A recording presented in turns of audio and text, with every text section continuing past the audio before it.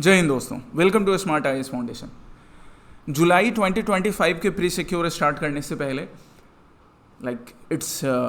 I want to express appreciation to those candidates, those aspirants who are sincerely following pre-secured sessions, right?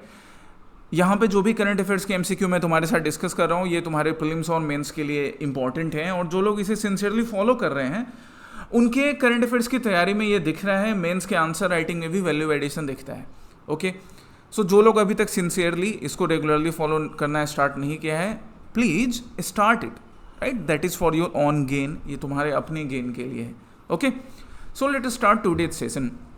आज के session में जो topics हम लोग discuss करेंगे, करंट अफेयर्स के टॉपिक्स क्या क्या हैं। पहला टॉपिक है 3 language formula and the national education policy. हमारी कंट्री जो है, हमारी कंट्री की diversity, different religion, different region, different language, इन सब डिफरेंट धागाओं से मिलकर बनी है एक बड़ी खूबसूरत रचना है। But sometimes due to this diversity this also become an issue of debate, और वो डिबेट कभी कभी एक ऐसा टर्न ले लेता है जो बड़ा अनफॉर्चुनेट होता है हमारे देश के लिए। So let's discuss 3 language formula क्या है, कैसे इसका लैंग्वेज रिलेटेड जो डिबेट आजकल कंट्री में चल रहे हैं उसका सॉल्यूशन निकल सकता है, और we will connect it to the national education policy. Then registered unrecognised political parties जिसमें क्या है, रजिस्टर्ड अनरिकॉग्नाइज्ड पॉलिटिकल पार्टी, इन्हें शॉर्ट में RUPP कह के भी रेफर किया जाता है। हम देखेंगे कि प्रीलिम्स और मेंस में इनके क्या पर्सपेक्टिव हैं, कैसे क्वेश्चंस बनते हैं। देन मिशन बॉनेट मकाओ और मिशन बॉनेट मैसेक, ये एक मैसेक या मकाओ स्पीसीज से रिलेटेड है। अब ये स्पीसीज का IUCN स्टेटस क्या है, वाइल्ड लाइफ प्रोटेक्शन एक्ट में क्या आता है, और क्यों ये स्पीसीज मेंशन्ड है, किस रीजन में पाया जाता है, ऑल दोज डिटेल्स जो कि एग्जामिनेशन पर्सपेक्टिव से इंपॉर्टेंट है। Then international potato centre, potato जो कि ऑलमोस्ट हर घरों में, चाहे आप वेजिटेरियन फूड बनाएं या नॉन वेजिटेरियन फूड बनाएं, पोटैटो सब्जी का राजा माना जाता है, किंग ऑफ वेजिटेबल्स, और हर डिश में लगभग प्रेजेंट रहता है। उससे रिलेटेड एक इंटरनेशनल पोटैटो सेंटर है, एंड इंडिया का उसमें क्या इन्वॉल्वमेंट है, क्या न्यू डेवलपमेंट है, that we will discuss. Synthetic genome, एक न्यू मेथड, एक न्यू रिसर्च जो कि ऑन गोइंग रिसर्च है। अब इसमें इंडिया ने क्या नया रिसर्च डेवलपमेंट किया है, किस तरह से ये वैक्सीन के डेवलपमेंट में या बाकी और मेडिसिनल फील्ड में हेल्थ के इंफ्रास्ट्रक्चर को इंप्रूव करने के लिए यूज किया जा सकता है, ये हमारा टॉपिक होगा। एंड कल के प्रैक्टिस क्वेश्चंस और आज न्यू प्रैक्टिस क्वेश्चन का डिस्कशन, ठीक है। So first we come to the 3 language formula and the national education policy. इसे हम डिस्कस क्यों कर रहे हैं, क्योंकि जैसा मैंने बोला कि कभी महाराष्ट्र में, कभी कर्नाटक में, और कभी आसाम में, कभी इंडिया के अदर स्टेट्स में डिफरेंट लैंग्वेजेस को लेकर कॉन्टेंशियस इश्यूज चलते रहते हैं। सो इन इश्यूज को सॉल्व करने के लिए 3 लैंग्वेज फॉर्मूला और न्यू एजुकेशन पॉलिसीज में कुछ प्रोविजंस हैं, दैट वी विल डिस्कस। पहला स्टेटमेंट क्या बोल रहा है, the NEP 2020 requires that students learn 3 languages with at least 2 of them being Indian language. Yes, एकदम सही बात है कि NEP जो है, न्यू एजुकेशन पॉलिसी, ये रिक्वायर, इसमें क्या प्रोविजंस है कि इंडियंस जो है ना, वो 3 लैंग्वेज फॉर्मूला जो है उसके अकॉर्डिंग एटलीस्ट स्टूडेंट जो है अपने प्राइमरी और सेकेंडरी स्कूल में 2 इंडियन लैंग्वेज तो जरूर पढ़ें। अब उनमें से एक इंडियन लैंग्वेज है हिंदी, इसको लेकर कॉन्स्टिट्यूशनल प्रोविजंस भी हैं, and that constitutional provisions we will discuss. And the second Indian language would be the regional language, वो रीजनल लैंग्वेज होगा। अब इस रीजनल लैंग्वेज को किस तरह से प्रमोट कर सकते हैं, क्या वे फॉरवर्ड होगा, स्पेशली इंडिया के नॉर्थ ईस्टर्न स्टेट्स के लिए, जो इंडिया के नॉर्थ ईस्टर्न स्टेट्स हैं, नॉर्थ ईस्टर्न स्टेट्स की रीजनल लैंग्वेज को हम किस तरह से प्रमोट कर सकते हैं, ये भी वे फॉरवर्ड में तुम्हारे साथ डिस्कस करूंगा आज के सेशन में, ठीक है। तो पहला स्टेटमेंट करेक्ट है। एंड जो थर्ड लैंग्वेज है, that third language would B English, ये इंग्लिश हो सकता है, बिकॉज इंग्लिश एक लैंग्वेज है जो हमें ग्लोबल फ्रंट पे भी रिक्वायर्ड है, और इंडिया की लिंग्विस्टिक डाइवर्सिटी को भी सॉल्व करने के लिए that can be a common language to communicate. Second, the NEP 1968 recommended the adoption of the 3 language formula to promote national integration and multilingual proficiency. एकदम सही बात है, नेशनल इंटीग्रेशन के लिए हमें एक कॉमन लैंग्वेज चाहिए, that can be English, right? If we are not adopting Hindi as a common language, then we need to adopt English as a common language. कोई सॉल्यूशन नहीं है हमारे पास, इस डाइवर्स नेशन में हमें एक कॉमन लैंग्वेज तो चाहिए। अब हम उसके लिए किसी फॉरेनर लैंग्वेज इंग्लिश को अडॉप्ट करें, हिंदी को करें, संस्कृत को करें, एसएमएच को करें, तमिल को करें, वो हमारा इशू है, हमारा कॉन्टेंशियस इशू है। और मल्टीलिंगुअल प्रोफिशिएंसी भी बढ़ाने के लिए कि हर स्टूडेंट डिफरेंट लैंग्वेजेस के बारे में सीखे, तो जो वे फॉरवर्ड की मैं बात कर रहा था ना, लाइक फॉर एग्जाम्पल दो students who are studying in northern part of India, they are studying Hindi, so they should also adopt, government को क्या करना चाहिए, जो states in northern part of India में, be it Rajasthan, Bihar, Uttar Pradesh, Madhya Pradesh, they should also adopt one regional language from north east, like suppose they are adopting Assamese और मणिपुरी और Bodo language और any language from southern part of India, Tamil और कन्नड़। तो इससे ना मल्टीलिंगुअल प्रोफिशिएंसी इंक्रीज होगी and that thing should be included. इसको धीरे धीरे करिकुलम में इंक्लूड करना चाहिए। 1968 में भी ये रिकमेंड किया गया था, करेक्ट है। Article 351 of the Constitution makes it to Union's duty to promote spread of Hindi language. Again this is correct. जैसा मैंने बोला कि कॉन्स्टिट्यूशनल प्रोविजंस भी हैं, तो यूनियन की ड्यूटी है, यूनियन गवर्नमेंट की, कि वो हिंदी लैंग्वेज को प्रमोट करे।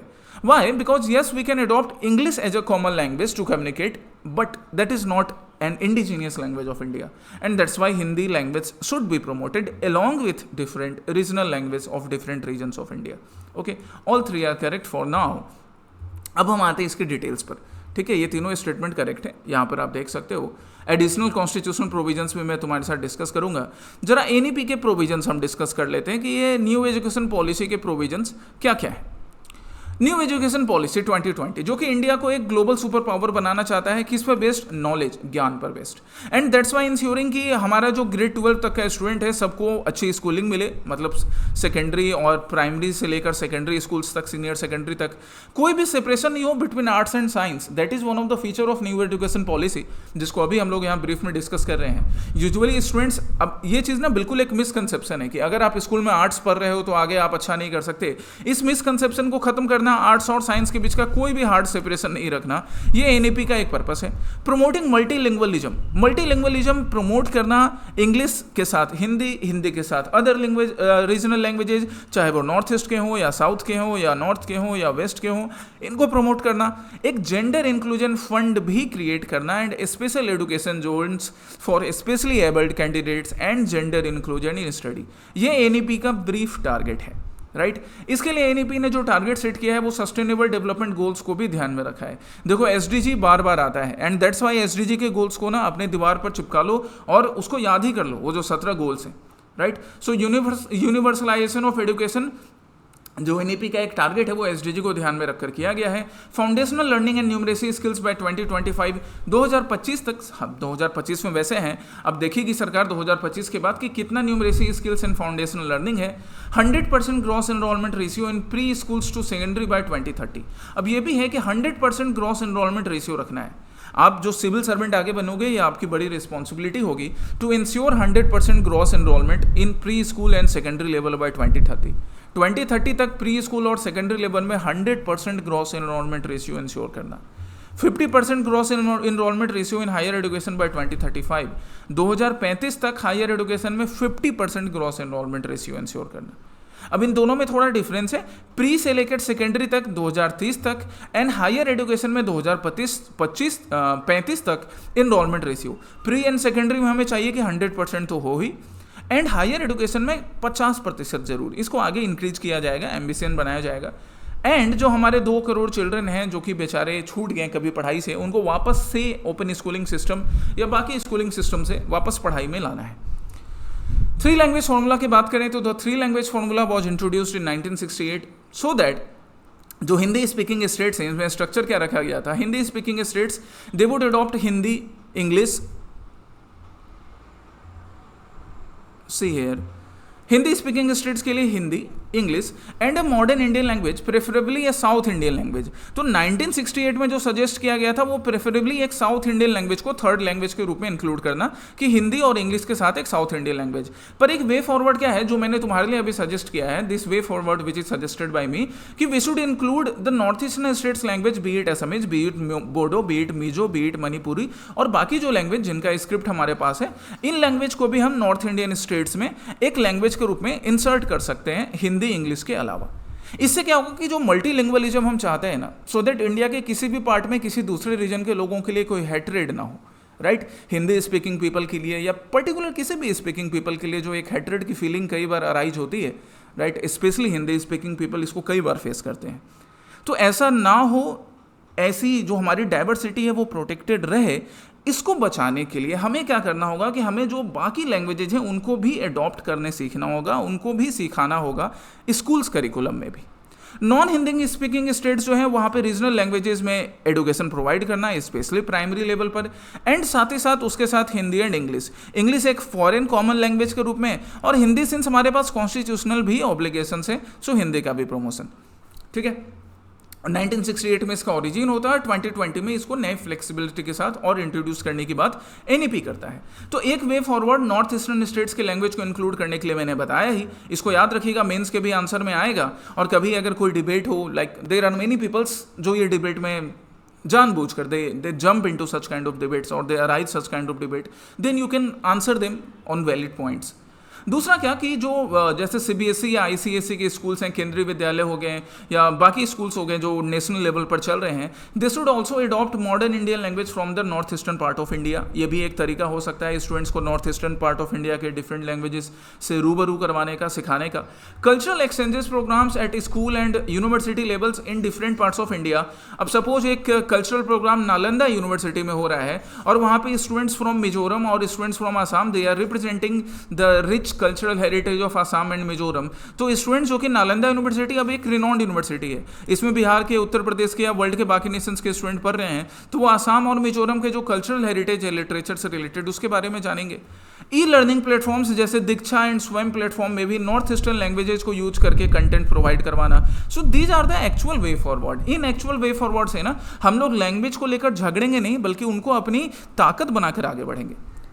मोहम्मद इकबाल ने बड़ा अच्छा एक बार कहा था, सारे जहाँ से अच्छा हिंदूस था हमारा, मजहब नहीं सिखाता आपस में बैर रखना। तो चाहे वो मजहब हो, चाहे वो लैंग्वेज हो, चाहे वो कास्ट हो, ये हमें आपस में बैर रखना नहीं सिखाता है। कुछ लोगों ने इसको बना लिया है weapon. So please, this is an appeal bye me that please don't fall in their traps, है ना। किसी का फ़ायदा नहीं करवाते हैं, सिर्फ अपना फ़ायदा करवाते हैं वैसे लोग। ये यहाँ पे कुछ एक्स्ट्रा कॉन्स्टिट्यूशनल प्रोविजंस हैं, माउस के कर्सर पे ध्यान दो, यहाँ एक्स्ट्रा कॉन्स्टिट्यूशनल प्रोविजंस। वैसे आप ये इंडियन पॉलिटी के क्लासेस में पढ़ोगे, सर आपको पढ़ाएंगे, बट फिर भी ये एक्स्ट्रा कॉन्स्टिट्यूशनल प्रोविजंस आप इन लैंग्वेजेस को लेकर, इंडिया में जो लैंग्वेजेज है उनको लेकर याद रखिएगा। Come to next question. Next question है रजिस्टर्ड अनरिकॉग्नाइज्ड पॉलिटिकल पार्टी। यहाँ पे इस वर्ड को ध्यान दो, क्या है अनरिकॉग्नाइज्ड रजिस्टर्ड पॉलिटिकल पार्टी। क्या होते हैं अनरिकॉग्नाइज्ड रजिस्टर्ड पॉलिटिकल पार्टी, क्यों इनसे रिलेटेड नया डेवलपमेंट आ रहा है, आप यहाँ देख सकते हैं। पीआईबी में इलेक्शन कमीशन का एक न्यूज है क्या, that election commission of India starts proceedings to delist 345 regional registered unrecognised political party. Registered unrecognised political party को डिलिस्ट करने का काम इलेक्शन कमीशन ऑफ इंडिया कर रही है। अब इसके पीछे जरूर कोई पर्पस होगा, तभी इलेक्शन कमीशन ऑफ इंडिया इस इनिशिएटिव को स्टार्ट कर रही है। लेट्स सी, पहले देखते हैं पहला स्टेटमेंट क्वेश्चन क्या कर रहा है। आरयूपीपी मतलब registered unrecognised political party are entities registered under section 29A of the representation of people act but not recognised as state and regional party, state and national parties. सही है कि ये जो रजिस्टर्ड अनरिकॉग्नाइज्ड पॉलिटिकल पार्टी हैं, ये registered तो होते हैं आरपीए के according, representation of people act के अकॉर्डिंग, बट इनका रिकॉग्निशन अभी तक स्टेट या नेशनल पार्टी के रूप में नहीं हुआ है। Correct. RUPP are entitled to income tax exemptions and can receive political donations even if they have not contested elections. RUPP जो हैं बिल्कुल ये क्या कर सकते हैं, income tax exemptions and political donations receive कर सकते हैं। और इसकी वजह से क्या होता है ना कि ऐसी कई रजिस्टर्ड अनरिकॉग्नाइज्ड पॉलिटिकल पार्टी हैं जो एक्चुअली में ब्लैक मनी को वाइट करने का काम या इस तरह से पॉलिटिकल फंडिंग लेने का काम करती हैं, जिससे इलेक्शंस में पॉलिटिकल फंडिंग ट्रांसपेरेंट नहीं हो पाती है। तो अब इलेक्शन कमीशन ऑफ इंडिया बोल रही है कि अगर आप रिकॉग्नाइज नहीं हो पाते हो स्टेट और नेशनल पार्टी के फॉर्म में, इवन आप इलेक्शन भी कंटेस्ट नहीं कर रहे हो, तो फिर आपको डिलिस्ट कर दिया जाएगा, सो दैट आप इलेक्शन के लिए फंडिंग ना ले पाओ।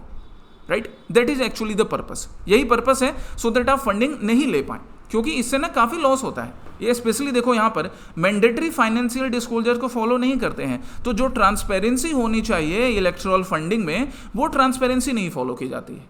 2800 से ज़्यादा, अराउंड 3000, देखो 2800 रजिस्टर्ड अनरिकॉग्नाइज्ड पॉलिटिकल पार्टी है, तो अराउंड 3000 जो रजिस्टर्ड अनरिकॉग्नाइज्ड पॉलिटिकल पार्टी है, अगर इसमें ट्रांसपेरेंट वे में पॉलिटिकल फंडिंग नहीं हो रहा है, तो फिर उसी वजह से ना हमारे इलेक्शंस में फंड्स का यूज करके या मनी का यूज करके काफ़ी सारे करप्शंस किए जाते हैं, काफ़ी सारा मिसमैनेजमेंट किया जाता है। Okay, that's why this step is necessary. आप इसको अपने आंसर्स के लिए जीएस पेपर 2 में मेंस में यूज कर सकते हो कि why this steps are being taken by Election commission of India. Representation of people act though you will study it in the classes of governance और पॉलिटी, आपको आशीर्वाद सर पढ़ाएंगे पॉलिटी और गवर्नेंस के क्लासेस में, बट फिर भी आप यहाँ पे आरपीए के कुछ प्रोविजंस देखो जो मैं तुम्हारे साथ डिस्कस करना चाहता हूँ। आरपीए क्या है? Representation of people act. ये प्रोवाइड करता है क्वालिफिकेशन ऑफ वोटर्स कि वोटर्स कौन से वोटर्स हैं।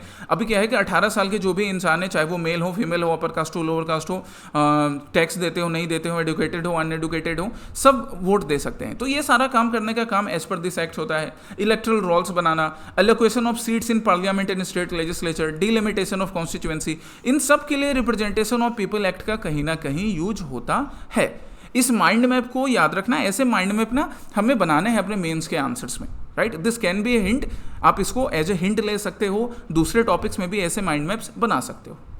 ऑल्सो अब रिप्रेजेंटेशन ऑफ पीपल एक्ट का और क्या यूज है? Administrative machinery for conducting elections. Like जब आप गवर्नमेंट सर्विसेज में जाते हो, अपने सीनियर से या अपने पेरेंट्स से बात करो, तो they also help in conducting elections, panchayat elections हो या असेंबली इलेक्शंस हो या लोकसभा इलेक्शंस हो, राइट। इलेक्शन ऑफेंसेस जो होते हैं उसको कंट्रोल करना भी रिप्रेजेंटेशन ऑफ पीपल एक्ट का पार्ट है। इलेक्शन डिस्प्यूट्स को भी इसके अकॉर्डिंग सॉल्व किया जाएगा। बाई इलेक्शंस करवाना या पॉलिटिकल पार्टीज का रजिस्ट्रेशन करवाना, इन सारे एक्टिविटीज में कहीं ना कहीं आरपीए एक्ट का यूज होता है। RPA act play a very important role in all these things. Now if you talk about the Election commission of India, तो again Election commission of India that is a permanent body, एक permanent independent constitutional body है। इसके independence को लेकर कई बार newspaper में debate होती है। We also discuss in the classes of governance और in the classes of polity कि इसके इंडिपेंडेंस को कैसे बनाए रखा जाए, ठीक है। कॉन्स्टिट्यूशनल प्रोविजंस की बात करें तो कॉन्स्टिट्यूशनल प्रोविजन आर्टिकल 324 एंड 329 इसके लिए, इससे रिलेटेड ईसीआई से रिलेटेड 324 से लेकर 329 इससे रिलेटेड कॉन्स्टिट्यूशनल प्रोविजंस को डील करता है, राइट। अभी मैं इसके डिटेल्स में नहीं जाऊंगा, ये आपके पॉलिटी क्लासेस में आपको पढ़ाया जाएगा। इलेक्शंस के दो टाइप की बात करें तो direct elections parliament and state legislature के लिए, इनडायरेक्ट इलेक्शंस प्रेसिडेंट के इलेक्शंस के लिए एंड वाइस प्रेसिडेंट के इलेक्शंस के लिए, एंड जो लेजिस्लेटिव काउंसिल्स होते हैं उन लेजिस्लेटिव काउंसिल्स के लिए। इस तरह से इनडायरेक्ट इलेक्शंस यूज किए जाते हैं, राइट। चलिए अब हम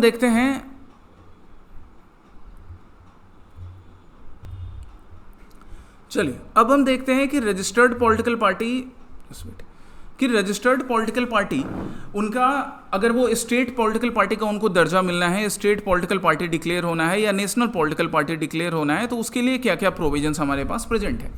स्टेट पॉलिटिकल पार्टी बनने के लिए किसी भी रजिस्टर्ड पॉलिटिकल पार्टी को ये क्राइटेरिया फुलफिल करने होते हैं, दैट एटलीस्ट इनमें से कोई भी एक क्राइटेरिया आपको जरूर फुलफिल करना है। 6% vote and 2 assembly seats in that state. उस स्टेट में 6% वोट मिले आपको असेंबली इलेक्शन में या 2 assembly seats. 6% vote and 1 Lok Sabha seat in that state. उस स्टेट से आपको या तो किसी स्टेट से आपको 1 लोकसभा सीट मिलना चाहिए और 6% वोट मिलना चाहिए। 3% of assembly seats and 3 assembly seats minimum. 1 of every 25 Lok Sabha seats and 8% vote share in that state. मतलब इनमें से अगर कोई भी क्राइटेरिया अगर फुलफिल करती है पार्टी, रजिस्टर्ड पॉलिटिकल पार्टी, तो वो स्टेट पार्टी के रूप में भी रिकॉग्नाइज हो सकती है। वाइल नेशनल पार्टी के रूप में रिकॉग्नाइज होने के लिए 6% vote in 4 states and 4 Lok Sabha seats in any state from any states, तब आप नेशनल पार्टी बनेंगे। 2% लोकसभा सीट्स फ्रॉम 3 स्टेट्स। अगर आपको लोकसभा इलेक्शंस में 2% लोकसभा सीट्स मिलते हैं 3 स्टेट से, तो भी आप नेशनल पार्टी बन सकती हैं। And recognised state party in 4 state. अगर आप 4 स्टेट में स्टेट पार्टी के फॉर्म में रिकॉग्नाइज हो जाते हो, then you can be recognised as national party, ठीक है। ये जो टर्म्स है ना, ये जो कंडीशंस है, क्राइटेरिया है, इसको ना रेगुलर रिवाइज करना तो आपको याद हो जाएगा। आज एक बार में रट्टा मारने की कोशिश नहीं कीजिएगा, रेगुलर अपने पॉलिटी के नोट्स में रिवाइज करते जाइएगा। Next come to this question, mission bonnet macaque और मिशन बॉनेट मैसेक। ये क्या है? आप यहाँ पे देख सकते हो दैट द हिंदू का एक article, Kerala to seek sterilisation of bonnet macaque near forest. Kerala क्या कर रहा है? ये बॉनेट मकाऊ के स्टरलाइजेशन मतलब यहाँ पे उन मकाऊ को, बॉनेट मकाऊ को डायरेक्टली किल नहीं किया जाएगा, ठीक है, वो कलिंग हो जाता है, किल नहीं किया जाएगा। यहाँ पे उनका स्टरलाइजेशन किया जाएगा so that they can not reproduce this much faster. जिस फास्ट रेट से बॉनेट मकाऊ रिप्रोड्यूस करते हैं और ह्यूमन एनिमल कॉन्फ्लिक्ट होता है, उसको रोकने के लिए स्टरलाइजेशन मेजर्स, ताकि रिप्रोडक्शन रुक जाए, ठीक है, ये स्टरलाइजेशन प्रोग्राम होगा। तो ये बॉनेट मकाऊ से रिलेटेड पहला कि ये क्या है, तो हम यहाँ पे देख सकते हैं पहला स्टेटमेंट ही कह रहा है, a program by the Kerala forest department to address human wild life conflict through sterilisation of macaque. तो हमारा पहला स्टेटमेंट ही सही है, A is the correct statement. अब हम जरा बोनेट मकाओ की बात करते हैं कि बोनेट मकाओ क्या है, इसका IUCN स्टेटस, प्रोटेक्शन मेजर्स क्या है। तो स्टरलाइजेशन मेजर्स मैंने तुम्हें समझा दिया, रिप्रोडक्शन के रेट को रोकने के लिए, रिप्रोडक्शन को रोकना है इसलिए स्टरलाइजेशन मेजर ला रहे हैं so that human animal conflict नहीं हो। ये आपका बोनेट मकाओ है प्यारा सा, राइट। इसका IUCN स्टेटस की बात करें तो international union for conservation of nature इसको वल्नरेबल क्लासिफाई करके रखता है, मतलब प्रोटेक्टेड स्पीसीज है। और इंडिया के वाइल्ड लाइफ प्रोटेक्शन एक्ट में भी ये शेड्यूल 1 में आता है। इवन अमेंडेड एक्ट की बात करें, वाइल्ड लाइफ प्रोटेक्शन एक्ट 2021-22 की, तो ये शेड्यूल 1 में कवर है, मतलब हाईएस्ट लेवल ऑफ प्रोटेक्शन इसको अवेलेबल है। तो ऑब्वियसली कलिंग तो कर नहीं सकते, किलिंग कर नहीं सकते, अस्ट्रलाइजेशन के लिए प्रोविजंस देखे जा सकते हैं, किया जा सकता है ह्यूमन एनिमल कॉन्फ्लिक्ट को रोकने के लिए। स्पीसीज के नेचर की बात करें तो डायोर्नल है, मतलब अपना मोस्टली काम कब करता है, डे टाइम में करता है, राइट। हम इंसानों की तरह अगर हम अपना मोस्टली काम डे टाइम में कर रहे हैं। एर्बोरियल है, एर्बोरियल और डायोर्नल ये सब टर्म्स याद रखना। डायोर्नल हो गया मतलब मोस्टली काम डे टाइम में करेगा, एर्बोरियल है मतलब अपना मोस्ट ऑफ द टाइम ये ट्री पे स्पेंड करता है। एर्बोरियल स्पीसीज कहाँ मिलता है, तो ये एवरग्रीन और dry deciduous forest of southern part of India, और ना ये एंडेमिक स्पीसीज है, ये भी याद रखो, this is endemic to the southern part of India. Southern part of India में एंडेमिक है, सदर्न पार्ट ऑफ इंडिया के evergreen and dry deciduous forest ranges में, कभी कभी भटक्का एग्रीकल्चरल फील्ड में भी आ जाता है। अस्ट्रलाइजेशन इसलिए किया जा रहा है so that human animal conflict हटाया जा सके, क्योंकि फार्मर्स कई बार अभी कंप्लेन कर रहे हैं केरला की गवर्नमेंट को या कर्नाटका की गवर्नमेंट को करते हैं कि ये लोग आके क्रॉप्स डिस्ट्रॉय कर देते हैं, and that's why this sterilisation measure is being taken. Wild life protection act को जरा देखो, हम लोग ब्रीफ में डिस्कस कर लेते हैं। तो वाइल्ड लाइफ प्रोटेक्शन एक्ट जिसका अमेंडमेंट अभी 2021-22 में हुआ है, ओरिजिनल क्या था, वाइल्ड लाइफ प्रोटेक्शन एक्ट 1972। तो इसका अमेंडमेंट के अकॉर्डिंग पहले वाइल्ड लाइफ प्रोटेक्शन एक्ट 1972 में टोटल कितने शेड्यूल थे बताओ, 6 शेड्यूल थे। जो 6th वाला शेड्यूल था वो किसके लिए था, वो था प्लांट के प्रोटेक्शन के लिए, है ना। बट अभी ये जो 6 शेड्यूल हैं इसको कम करके कितना कर दिया गया है, 4 कर दिया गया है। तो प्रेजेंट शेड्यूल में कितने शेड्यूल्स, टोटल 4 शेड्यूल्स हैं। वर्मिन स्पीसीज वाला जो शेड्यूल था, कोई बताएगा मुझे कौन सा शेड्यूल था, पॉज करके, शेड्यूल कौन सा, शेड्यूल 5 फॉर वर्मिन स्पीसीज, इसको भी रिमूव कर दिया गया है। और अभी नए शेड्यूल साइट्स को भी ध्यान में रखकर, साइट्स जो है कंजर्वेशन करता है इलीगल ट्रैफिक का, है ना, illegal traffic of endangered species international level पर, तो उसको भी ध्यान में रखकर नए शेड्यूल्स इंट्रोड्यूस किए गए हैं। अगेन एक नया चीज़ क्या है एग्जामिनेशन पॉइंट ऑफ पर्सपेक्टिव से, कि लाइव एलिफेंट का commercial trade is allowed as per the new schedule. New schedule के अकॉर्डिंग कॉमर्शियल ट्रेड के लिए लाइव एलिफेंट्स को यूज किया जा सकता है, जो कि पहले नहीं था। तो इसको लेकर एक डिबेट है, इस डिबेट को हम लोग कभी मेंस के क्लासेस में भी डिस्कस करेंगे या आगे डिस्कस करेंगे। प्रेजेंट शेड्यूल की बात करें तो ये पहला शेड्यूल है जो हाईएस्ट लेवल ऑफ प्रोटेक्शन देगा, शेड्यूल 1। शेड्यूल 2 है जो कि इसमें भी हायर ही प्रोटेक्शन है बट शेड्यूल 1 से थोड़ा कम है। शेड्यूल 3 प्रोटेक्टेड प्लांट स्पीसीज के लिए है, जो पहले 6 में था अब वो शेड्यूल 3 में आया है। और शेड्यूल 4 जो है ये साइट्स, मतलब इंटरनेशनल ट्रेड जो इंडेंजर्ड स्पीसीज का होता है, इलीगल ट्रेड को रोकने के लिए, ताकि थ्रेट नहीं हो इंटरनेशनल ट्रेड में, उसको रोकने के लिए साइट्स के जो प्रोविजन है, जो स्पीसीज हैं, उनको शेड्यूल 4 में इंक्लूड किया गया है। मतलब वर्मिन स्पीसीज से रिलेटेड कोई भी शेड्यूल नए वाले शेड्यूल में, नए वाले वाइल्ड लाइफ प्रोटेक्शन एक्ट में प्रेजेंट नहीं है। Next question is related to international potato centre. International potato centre, यहाँ आप द इंडियन एक्सप्रेस का एक आर्टिकल देख सकते हो, that union cabinet approves global potato research centre in Agra. Global potato research centre in Singna, Agra, Uttar Pradesh में अप्रूव किया गया है। Let's look at the statements of this question. International Potato Center. The CIP was established in 1971 Lima, Peru to promote research on potato, sweet potato and other root crops. एकदम सही है। International potato centre 1971 में Lima Peru में establish किया गया था, so that potato और sweet potato या बाकी रूट क्रॉप से रिलेटेड चीज़ों पे रिसर्च किया जा सके। It maintains the world's largest germplasm bank for potato and sweet potato. Germplasm bank मतलब क्या किया जाता है, यहाँ पे चाहे अभी हम पोटैटो की बात कर रहे हैं या स्वीट पोटैटो की बात कर रहे हैं, यहाँ पे मैंने तुम्हारे लिए लिख भी दिया है, तुम ऐसे नोट्स बना सकते हो। जर्म प्लाज्म जो है वो जेनेटिक मटेरियल प्लांट से रिलेटेड या एनिमल से रिलेटेड उसको स्टोर करता है। तो जो हमारा इंटरनेशनल पोटैटो सेंटर है ये स्वीट पोटैटो एंड पोटैटो से रिलेटेड जेनेटिक मटेरियल को लार्जेस्ट लेवल पे स्टोर करके रखता है। Second is also correct. Third की बात करें, the CIP began its collaboration work in India in 1991 through an agreement with the Indian council of agriculture research. गलत है जी, 1991 नहीं, उसके कई पहले 1970 से ही हम लोग ने, यहाँ पे 2 ही स्टेटमेंट करेक्ट है, 1 और 2।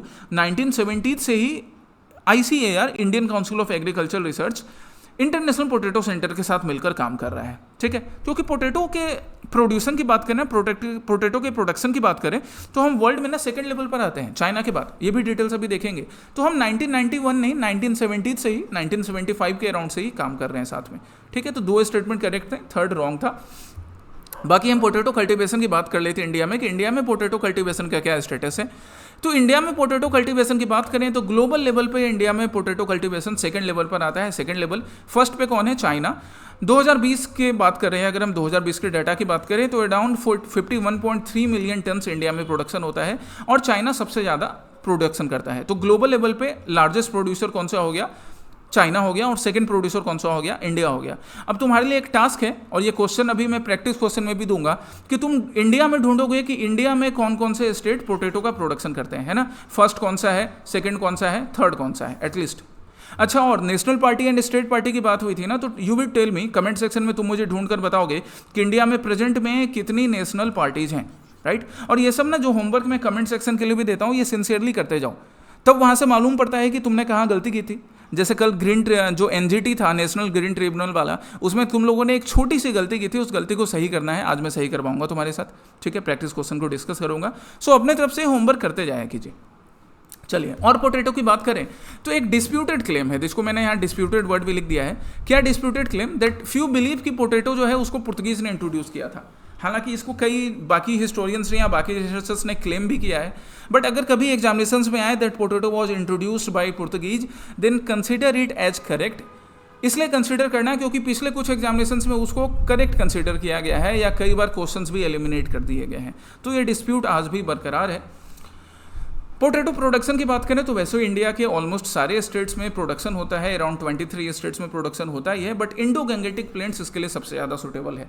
क्यों सूटेबल है इंडो गंगेटिक प्लेन? क्योंकि यहाँ पे जो क्लाइमेट है, स्पेशली जो फर्टाइल लैंड चाहिए और वेल ड्रेन्ड लैंड चाहिए, वो प्रेजेंट होता है इंडो गंगेटिक प्लेन्स में। दैट्स वाई उत्तर प्रदेश, वेस्ट बंगाल, बिहार, ये जो स्टेट्स हैं यहाँ पे पोटैटो का कल्टीवेशन काफ़ी अच्छा होता है। आइडियल टेम्परेचर इसको 24 डिग्री सेंटीग्रेड है। कूल सीजन क्रॉप है, मतलब कोल्ड सीजन्स में जब ठंडी का समय आता है, और तुम देखोगे ठंडी के समय में ना पोटैटो की नई नई वेराइटी आती है, और फिर हम उससे टेस्टी यम्मी यम्मी आलू पराठा खाते हैं। अभी आलू पराठा खाने में उतना मज़ा नहीं आता है, क्योंकि अभी आलू पुराना हो चुका है। ठंड के सीजन में नए नए आलू आएगी मार्केट में, आलू पराठा खाना। तो इससे ये चीज़ हम याद रख सकते हैं कि पोटैटो कूल सीजन क्रॉप है ना, आलू पराठा से, आलू पराठा के टेस्ट से। नेक्स्ट क्वेश्चन है सिंथेटिक जीनोम पर। वाई? बिकॉज सिंथेटिक जीनोम को लेकर एक बड़ा अच्छा आर्टिकल न्यूज़पेपर में आया, that synthetic genome DNA from scratch. जो जीनोम ह्यूमन के अंदर रहता है, हम उसमें भी मॉडिफिकेशन कर सकते हैं। मेडिकल फील्ड ने रिसर्च उतना कर लिया है, बट पूरी तरह से कंप्लीटली सिंथेटिक जीनोम को डेवलप करना, ये कई जीनोम रिलेटेड या जीन रिलेटेड डिजीज या रिसर्च को आगे पुश करेगा, आगे मोटिवेट करेगा। सो पहला स्टेटमेंट क्या है? अ synthetic genome is an artificial constructed DNA sequence assembled in the laboratory. एकदम करेक्ट है जी। जब हम ये सिंथेटिक है ही, तो ये पूरा का पूरा आर्टिफिशियली कंस्ट्रक्टेड डीएनए है, जिसको लेबोरेटरी में कंस्ट्रक्ट किया जाता है। The first synthetic bacterial genome was created in E coli. ये इनकरेक्ट है। पहला synthetic bacterial genome E coli नहीं था, एक दूसरे बैक्टीरिया को यूज किया गया था, that I will tell you next. Synthetic genomes है potential applications in vaccine development, और ये ना हमारे लिए अभी बड़ा नीड है, स्पेशली कोविड के बाद से पूरा वर्ल्ड अलर्ट है कि सॉरी, ऐसी कोई भी डिजीज होती है तो वैक्सीन के लिए हमारे पास सिंथेटिक जीनोम डाटा होना चाहिए। And biofuel production as well, yes, biofuel production में भी सिंथेटिक जीनोम का यूज होगा। So 1 and 3 are correct. यहाँ पे 1 and 3 आर करेक्ट। 2 इनकरेक्ट था, क्योंकि ई कोलाई को यूज नहीं किया गया था। पहला जो फर्स्ट सिंथेटिक बैक्टीरियल जीनोम था, वो माइकोप्लाज्मा माइकोसाइट्स नाम के बैक्टीरिया को लेकर यूज किया गया था। सिंथेटिक जीनोम की बात करें तो इंटायरली सिंथेटिक होता है, इंटायरली पूरी तरह से इसको लैब में प्रोसेस किया जाता है, सॉरी, जिसमें ये स्टेप्स इन्वॉल्व होते हैं। डिजाइनिंग द जीनोम सीक्वेंस, पहले कंप्यूटेशनली जीनोम सीक्वेंस को डिजाइन करना। अभी जैसे ये जो आप फिगर देख रहे थे जीनोम सीक्वेंस का डिजाइनिंग, राइट, इसको पूरी तरह से कंप्यूटर्स में और भी ये स्टेप्स यूज करके जीनोम सीक्वेंस का डिजाइन किया जाता है। Chemically synthesising short DNA pieces, छोटे छोटे डीएनए पीसेज बनाकर केमिकली उसको फिर सिंथेसाइज किया जाएगा।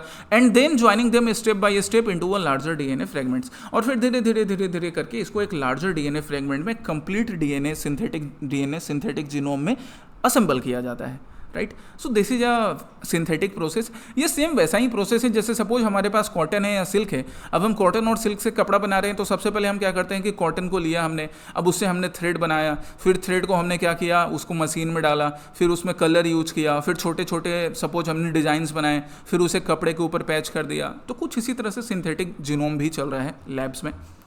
Now come to the practice question. कल का जो प्रैक्टिस क्वेश्चन था जहाँ पे आपने एक छोटी गलती की थी और क्वेश्चन में भी मैंने एक थोड़ा चेंज किया है। क्या आपको नॉट करेक्ट ढूंढना है। करेक्ट ढूंढने के चक्कर में तुम सबने गलत स्टेटमेंट ही बता दिया। किसी ने भी कमेंट में, आई थिंक एक दो स्टूडेंट को छोड़कर किसी ने कमेंट में ये नहीं बताया कि सर ये गलत है एक्चुअली स्टेटमेंट।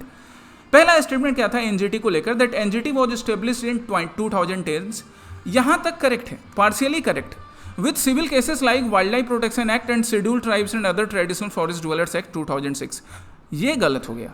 पहला पार्ट सही था कि एनजीटी जो है ना इसको 2010 में एस्टेब्लिश किया गया था, यहाँ तक सही है। बट ये civil cases like wild life protection act को बिल्कुल नहीं डील करता है। ये ना बार बार न्यूज़पेपर में, इसलिए मैं बोलता हूँ कि न्यूज़पेपर पढ़िए या करंट अफेयर्स के सेशन को रेगुलर देखिए। जो लोग रेगुलर देख रहे हैं उनसे गलती नहीं होगी, ये वाला तो तुम आगे कभी गलती नहीं करोगे, दैट आई कैन इंश्योर, जो सिंसियरली इस सेशन को देख रहे हैं। 2024 में भी द हिंदू में आता है, 2021 में भी द हिंदू में आता है, एक्चुअली हर साल आता है। और हर साल ये चीज़ बताया गया कि एनजीटी ने ये चीज़ क्लेम किया कि देखो भाई हमारे हाथ बंधे हैं, हम वाइल्ड लाइफ प्रोटेक्शन एक्ट से रिलेटेड या scheduled tribes forest developed act से रिलेटेड चीज़ों में नहीं डिसीजन दे सकते हैं। So overall the first statement is wrong, इसके वैसे रॉन्ग है। एस्टेब्लिशमेंट 2010 में भले हुआ हो। दूसरा, it has the power to hear all civil cases where a substantial question relating to the environment is involved and such question arises out of the implementation of enactment specified in schedule 1 of the act. This one is correct. ये वाला correct है कि ये civil cases जो भी matter होते हैं civil cases से रिलेटेड, एनवायरमेंटल प्रोटेक्शन से रिलेटेड, उसको ये हियर कर सकता है, उसको सुन सकता है। Third, the NGT is bound by the procedure laid down under the Code of Civil Procedures. Again wrong guys, NGT bound नहीं है सिविल प्रोसीजर के कोड को लेकर, हालांकि ये नेचुरल जस्टिस के प्रिंसिपल को भी फॉलो करता है। अब ये सब ना छोटी छोटी मगर इंपॉर्टेंट बातें हैं। शक्तिमान बोलते थे ना, पता नहीं तुमने शक्तिमान देखा है कि नहीं, देखे हो शक्तिमान? बड़ा अच्छा था, इंडिया का पहला सुपर हीरो हम लोगों के लिए। हमारे बचपन में डीडी नेशनल में हम संडे को शक्तिमान देखते थे। तो शक्तिमान बोलता था छोटी छोटी मगर इंपॉर्टेंट बातें। तो ये वही है कि एनजीटी ना जो कोड ऑफ सिविल प्रोसीजर होता है, it is not bound under it, उसके अंडर ये बाउंड नहीं है, but it follow the principle of natural justice. But ये नेचुरल जस्टिस के प्रिंसिपल को फॉलो करता है। तो ये पॉइंट भी याद रखिएगा। सो 1 और 3 आर नॉट करेक्ट, यहाँ पर हो गया। ठीक है, कल के क्वेश्चन में मैंने थोड़ा चेंज किया कि कल मैंने यहाँ पर नॉट नहीं दिया था, बट नो वन मेंशन्ड कि सर ये स्टेटमेंट पार्शियली इनकरेक्ट है। मतलब बहुत लोगों ने मेंशन नहीं किया कि सर ये पार्शियली इनकरेक्ट है, मतलब ओवरऑल इनकरेक्ट हो गया, ये भी किसी ने ध्यान नहीं दिया। तो ध्यान देना इन चीज़ों को। एनजीटी किन एक्ट से रिलेटेड चीज़ों में अपना डिसीजन दे सकता है? तो water act, water cess act, forest conservation act, air act, environmental protection act, बिल्कुल इसमें दे सकता है। Public liability insurance act, biological diversity act, but national green tribunal, wild life protection act में नहीं दे सकता है, एंड scheduled tribes and other developed act में नहीं दे सकता है अपना डिसीजन। ठीक है, it does not cover this 2 acts, ये याद रखिएगा। दूसरा प्रैक्टिस क्वेश्चन था रिसर्च एंड एनालिसिस विंग से related, and I am really satisfied, I again appreciate कि तुम में से मोस्टली ने इसका करेक्ट आंसर दिया और बड़े डिटेल में भी आंसर दिया। ठीक है, आईएसी रॉ जो है रिसर्च एंड एनालिसिस विंग, इसका एस्टेब्लिशमेंट 1968 में किया जाता है इंडिया की प्राइमरी एक्सटर्नल इंटेलिजेंस एजेंसी के फॉर्म में। At present raw is under the prime minister's office, prime minister office के अंडर अभी वर्क कर रही है। बिफोर इट्स इंसेप्शन रॉ का काम कौन देखती थी? आईबी देखती थी। बट क्या हो रहा था कि आईबी के ऊपर भी काफ़ी ज़्यादा बर्डन था, तो फिर गवर्नमेंट ने डिसाइड किया, राइट, क्या डिसाइड किया कि हम एक अलग से विंग बनाएंगे, research and analysis wing raw बनाएंगे, जो कि एक्सटर्नल इंटेलिजेंस के काम को देखेगी, और आईबी जो है वो इंटरनल इंटेलिजेंस के काम को देखेगी। क्या तुम मुझे बता सकते हो the person, a legendary person, he is legendary person, जिनका ब्रेन चाइल्ड था रॉ, जिनका ब्रेन चाइल्ड है रॉ, जिन्होंने रॉ को इंसेप्शन, रॉ के इंसेप्शन को एक्चुअली में पॉसिबल करवाया, जिन्होंने प्राइम मिनिस्टर इंदिरा गांधी को कन्विंस किया कि हमें रॉ की ज़रूरत है, राइट? तो मुझे उन पर्सन का नाम बताओ ढूंढ कर। आज के लिए 2 practice questions wild life protection act से related. Wild life protection act में क्या क्या चेंजेस हुए हैं उससे रिलेटेड, जो मैंने आज क्लास में बताया है आप उसके अकॉर्डिंग भी आंसर कर सकते हो या खुद से थोड़ा रिसर्च स्टडी भी करोगे। एंड दूसरा क्वेश्चन है पोटैटो से, अगेन जो आज के सेशन में हमने डिस्कस किया है उससे रिलेटेड है, एंड थोड़ा तुम्हें रिसर्च भी करना पड़ेगा। सो ये दोनों आज के प्रैक्टिस क्वेश्चंस हैं। राइट। कल हम लोग फिर से प्री सिक्योर में मिलेंगे जुलाई 2 में, और इन प्रैक्टिस क्वेश्चंस को डिस्कशन करेंगे और न्यू क्वेश्चंस के साथ, है ना। अपनी पढ़ाई सिंसियरली करते जाइए, जैसे आपने पहले जून के महीने में, मई के महीने में, अप्रैल के महीने में सिंसियरली फॉलो किया। जिन लोगों ने अभी से स्टार्ट किया है वो एटलीस्ट जुलाई से शुरू कर दो। जून वाला जो कंपाइलेशन है ना, वो तुरंत आज कल में 5 तारीख से पहले हमारा टारगेट है कि हम आपको टेलीग्राम ग्रुप में अवेलेबल करवा देंगे, और जो कंपाइलेशन है प्री सिक्योर का, राइट, वो आपको टेलीग्राम ग्रुप में भी अवेलेबल हो जाएगा, और बाकी आप स्मार्ट आईएएस के डिफरेंट प्लेटफॉर्म से भी उसको डाउनलोड कर सकते हैं। जो हमारे स्मार्ट आईएएस के स्टूडेंट्स हैं उनको तो डायरेक्टली भी शेयर कर दिया जाएगा, आपके ऐप में भी अपलोड करवा दिया जाएगा कंपाइलेशन, ठीक है। तो आप कंपाइलेशन प्रिंट आउट करके भी रिविजन का काम अपना कर सकते हो। Okay, so all the best, take care, जय हिंद।